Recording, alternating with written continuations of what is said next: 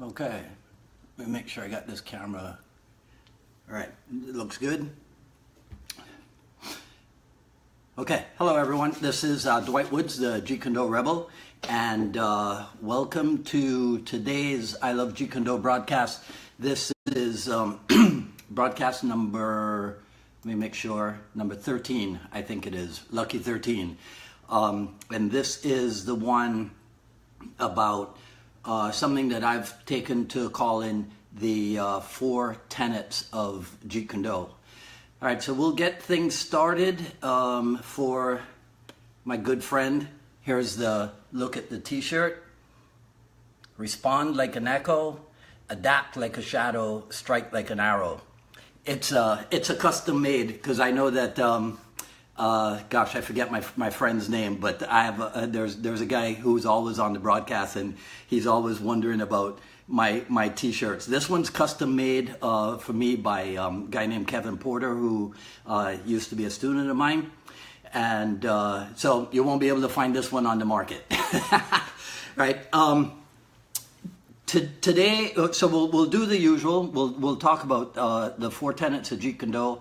I made a huge mistake in last week's broadcast, right? Because I tried to cover too much stuff last week, and it's a common mistake amongst Jeet Kune instructors, I think, from a certain era, because there are, there's so much material in this thing called Jeet Kune, and the people on the members of the I Love Jeet Kune group, the group of Jeet Kune instructors, the people with whom I associate, my diehard students, none of us are regular people. We're people who are committed to this ideal and we stick to it. Most people in the world have what I call stick-to-itiveness.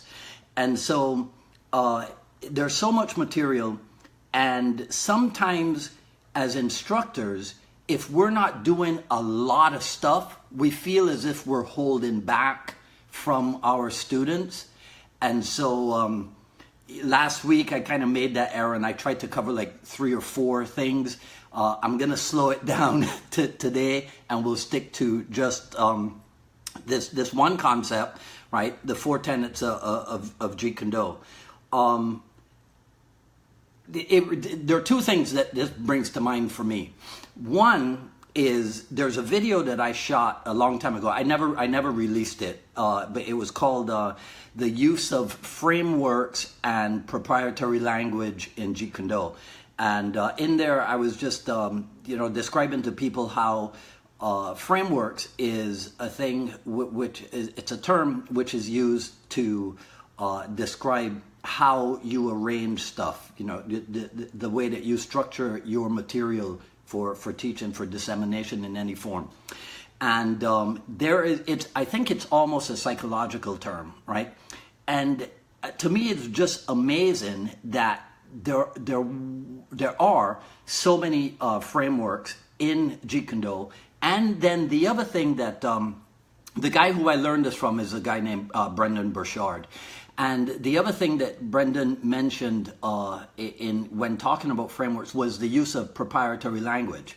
And so in that video, I was recounting that maybe it's just me, but I don't recall in my study of martial art, other than Jeet Kune, the use of concepts or ideas such as the 4 ranges of combat, the 5 methods of defense or counter-offense, the 5 ways of attack, and stuff like that. Some of that I know has come from Sifu and Asano.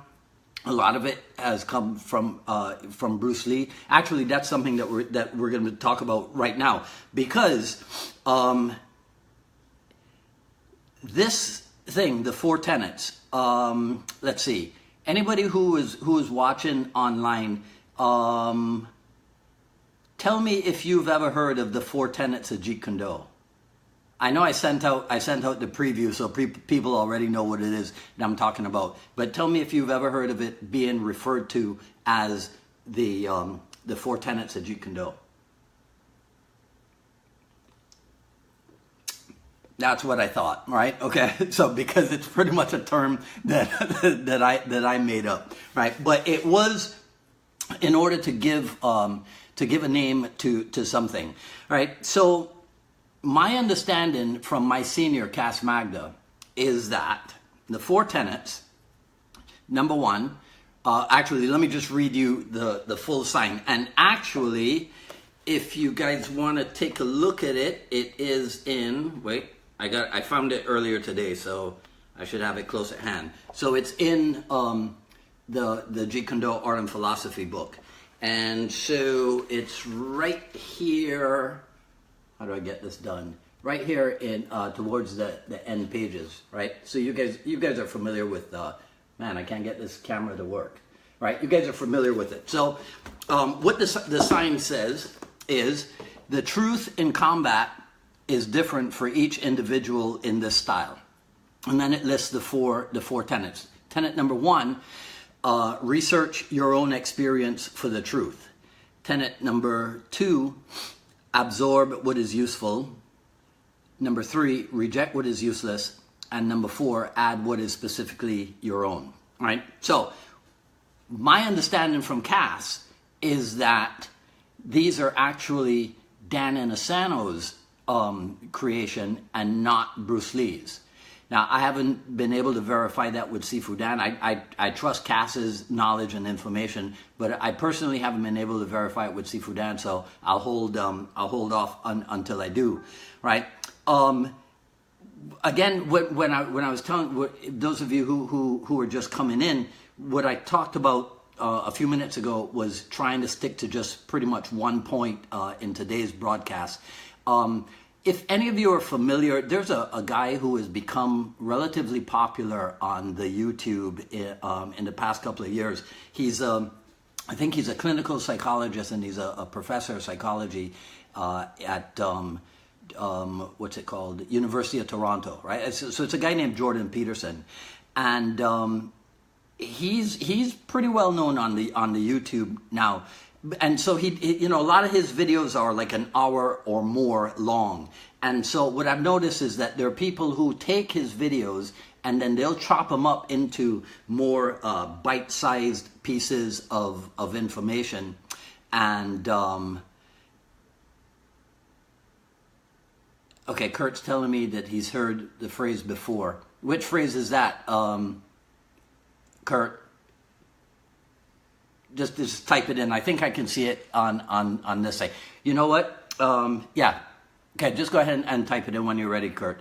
So to get back to what I was saying, it's kind of like they do with the Joe Rogan podcast, because that thing goes on.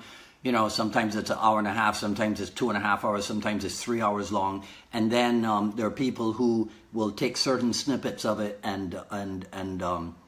and put it into more easily digestible pieces, right? So sticking to one thing, because as Bruce Lee said to Dan Inosanto, if knowledge of Jeet Kune is power, then let's pass it on discriminately, right? So let's get to the 4 tenets of Jeet Kune.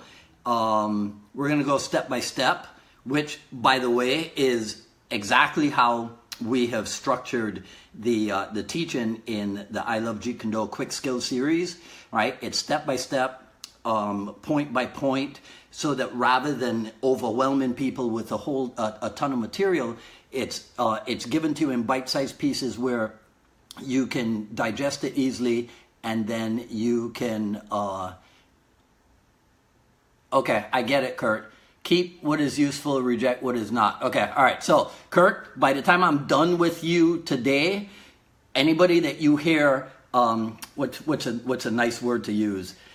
Anybody that you come across bastardizing, right, the proprietary language that we have in Jeet Kune, you'll be able to fix them, right? Okay, so we're gonna get into that. Thanks for reminding me, right? And remember, guys, you can just go to I Love Jeet Kune, right? And you'll see all the information on the Quick Skills series right there. So, 4 tenets of Jeet Kune. Number 1, research your own experience for the truth. I think that it's quite possible that a good example of this might be Bruce Lee's post-fight analysis, as I call it, of his encounter with Wong Jack Man, right? In which it's reported that he changed a lot of his approach, including his approach to stamina and conditioning, and also his technical approach, right? Instead of focusing that much on the Wing Chun, he sought to expand his personal arsenal of techniques, right? So research your own experience for the truth, right? It lends to the answer to this. You know how people have this discussion online about how Bruce Lee would do in the UFC or what have you? What people have to realize is that Bruce Lee was a martial arts pragmatist. And so if he decided that he was going to get himself involved in something like MMA competition in the UFC or whatever, you can be sure that Bruce Lee would train in a way that would give him the tools needed to compete in such a venture, right? So research your own experience for the truth. What's interesting about that, if you do a Google search for it, you will see in the image section, you will see images of the quotes being attributed to Dan Inosanto, but then you'll see it being attributed to Bruce Lee also. What's interesting is that if you scroll down, research your own experience, right, then a whole bunch of references to business show up. And I'll touch on that before we're finished, right? Okay, so Kurt, this is partially for you. Tenet number 2 is absorb what is useful. Not keep what is useful.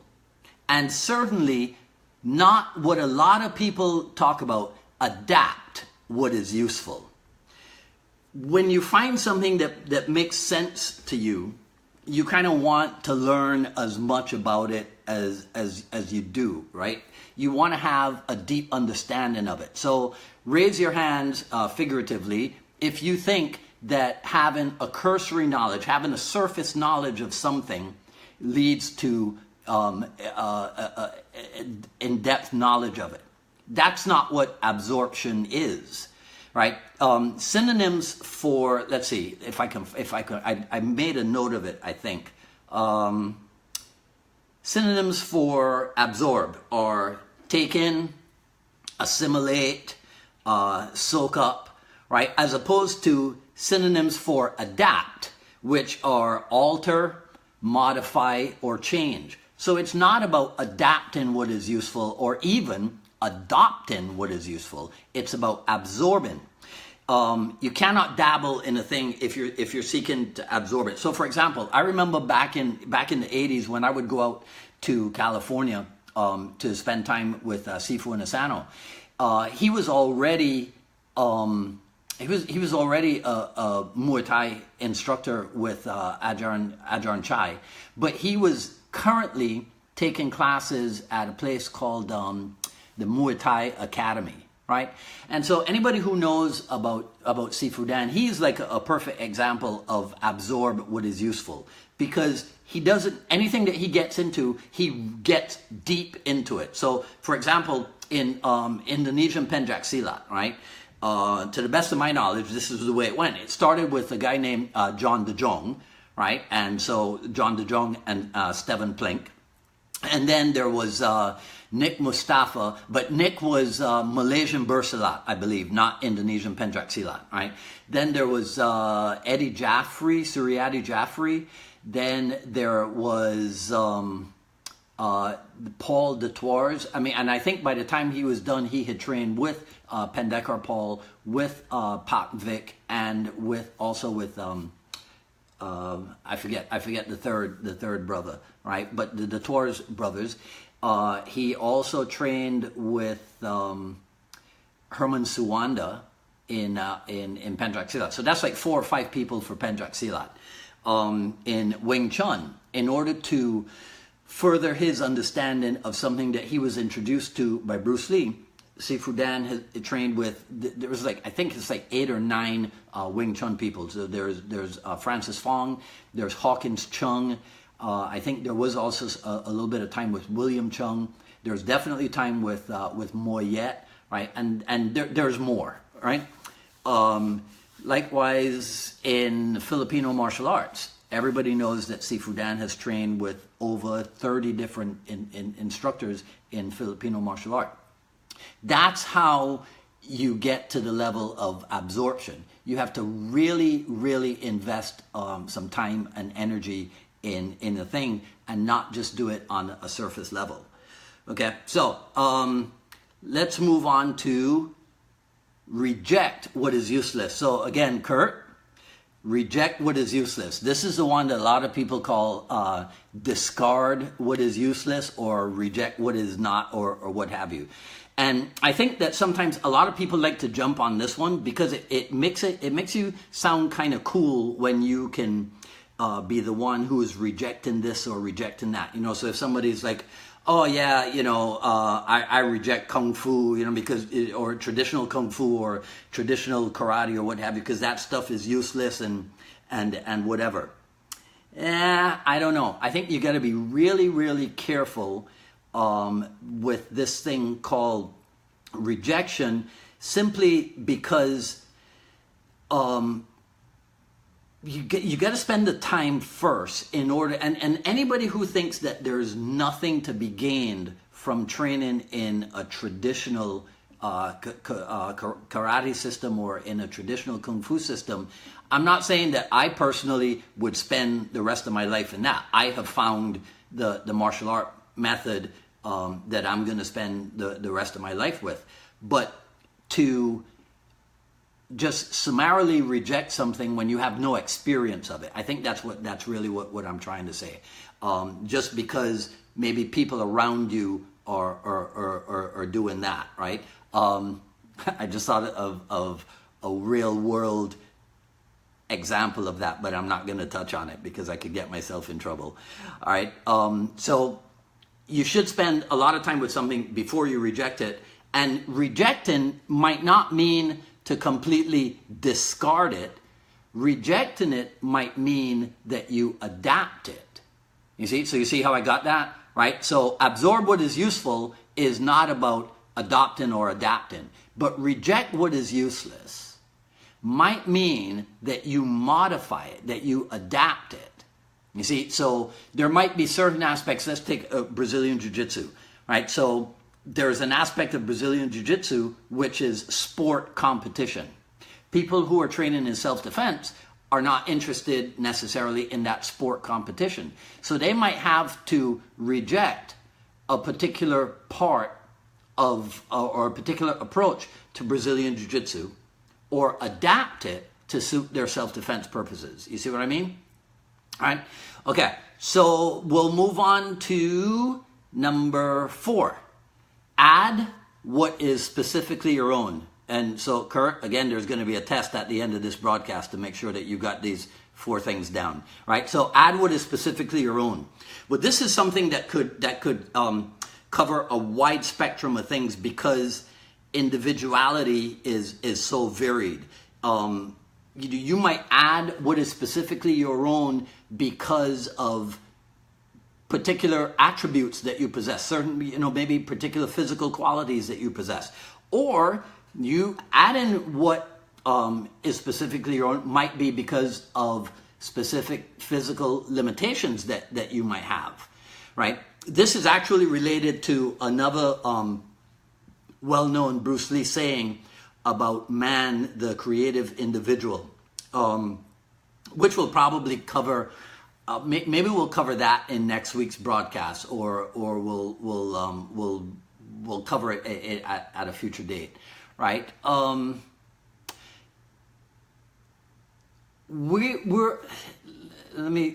be a little bit philosophical with you now, right? So we're all human beings on planet Earth, which means that we have a lot in common, right? Just based on that fact.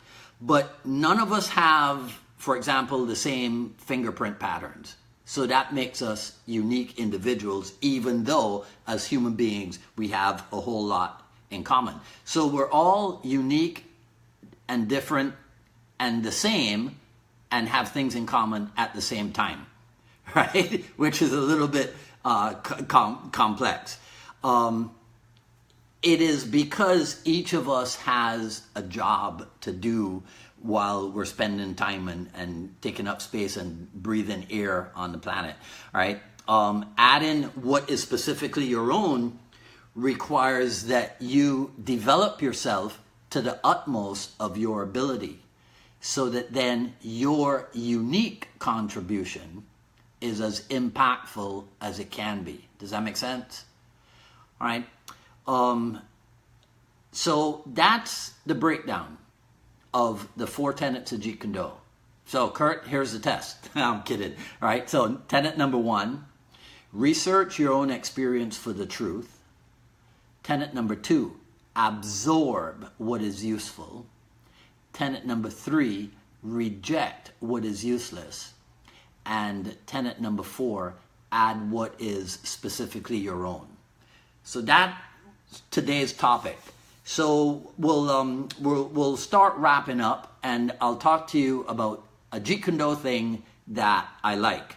Actually, it is quite related to today's topic, because back when I was studying business and marketing with the Glazer Kennedy Insider Circle, I was actually interviewed by Bill Glazer, and I told him that very early on in my time with them, the thing that convinced me to stick with them was because I realized that they were using Jeet Kune principles and Jeet Kune concepts in what they were teaching, right? So I'll give you my quick breakdown on the 4 tenets of Jeet Kune as applied to business and marketing, right? So rule number 1 let's call it rule number 1 in business, is to do your market research, right? See, if there are stories of people who developed a product, wrote a book, and then discovered on the back end that there was no market for the product or for the book,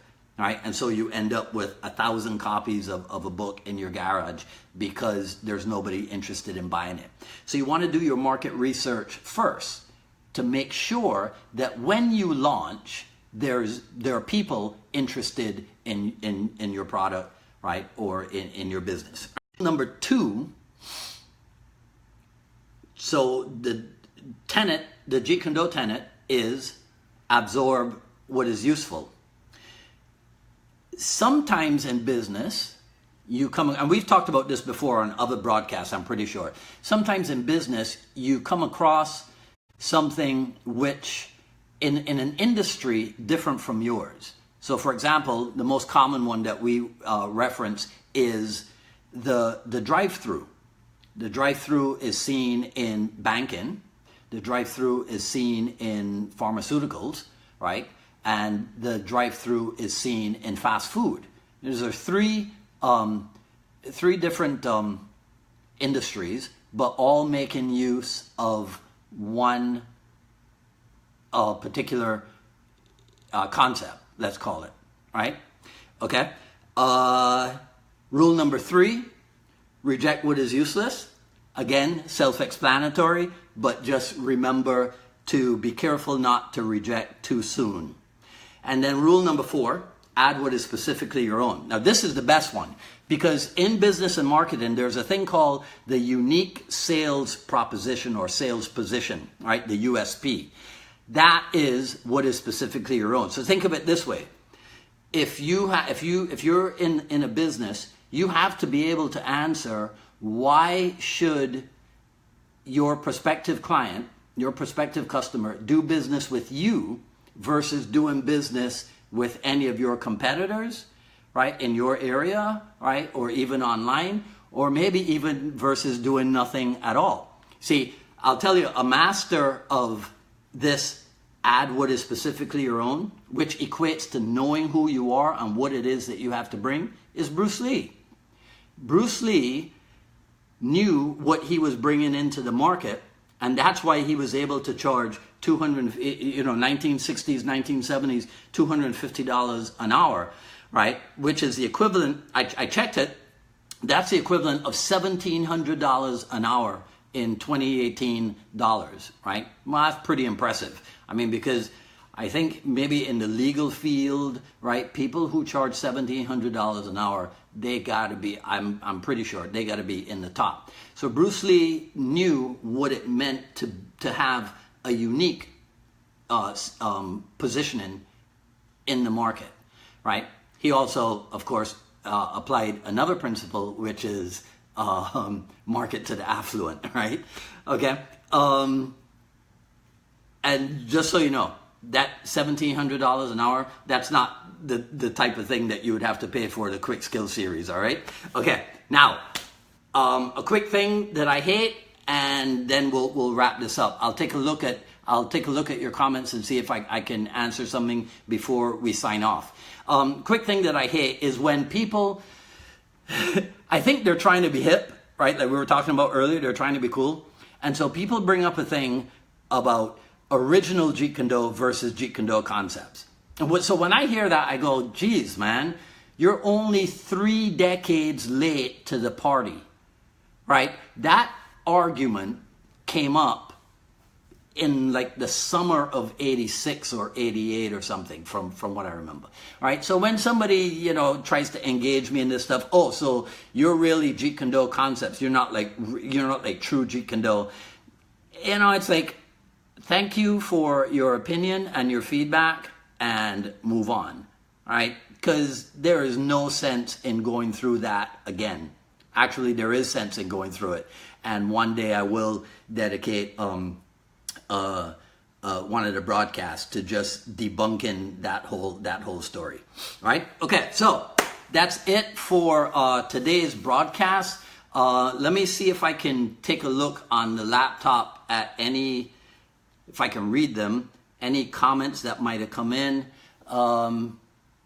Kurt, thank you, right? Feel free, Kurt, to get in touch with me anytime, and I can see what you're doing. Okay, so let's see.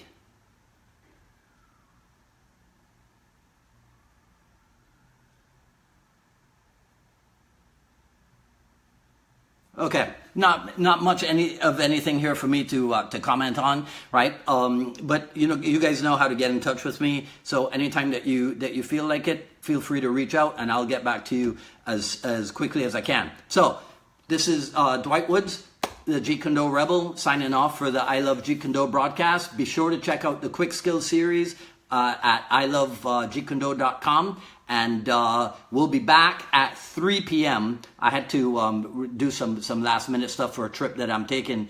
And so we'll be back at 3 p.m. next Wednesday. Same JKD time, same JKD channel. All right, you guys take care. Have a good one.